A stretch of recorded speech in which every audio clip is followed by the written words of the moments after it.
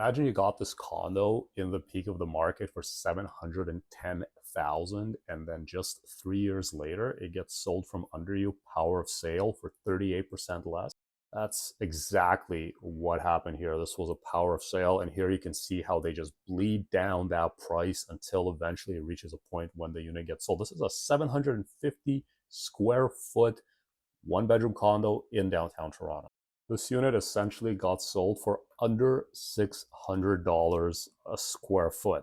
Somebody got a pretty amazing deal here. That's far below market value. Now, there's going to be more power of sales going to be hitting the market, especially later into this year and into 2026. The reason for that is that most people get 5-year fixed rate mortgages. And if you got a 5-year fixed rate mortgage in 2021, when are you going to be renewing?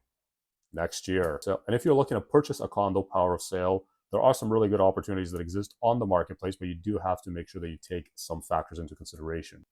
You're going to need to use the seller's pre-filled agreement of purchase and sale. It's going to have a lot of clauses and terms crossed out. So you have to make sure that you're working with an agent and a lawyer that actually understands what this means. And the second is that forget about conditions, except for a status certificate condition if you're buying a condo, but you're not going to be able to put in a financing condition. You're not going to be able to put a home inspection condition. They're just not going to accept that. But where there's all of this uncertainty, there is better opportunity because this scares away a big chunk of buyers that are working with agents and real estate lawyers that don't really understand the process of buying a power of sale. They don't understand when there's tax implications on a purchase. So just make sure you're working with somebody that gets it. If you've been sitting on the sidelines waiting to get into condo ownership, I do have a guide for first-time condo buyers. There's a link to that guide in my bio. What are your thoughts about this?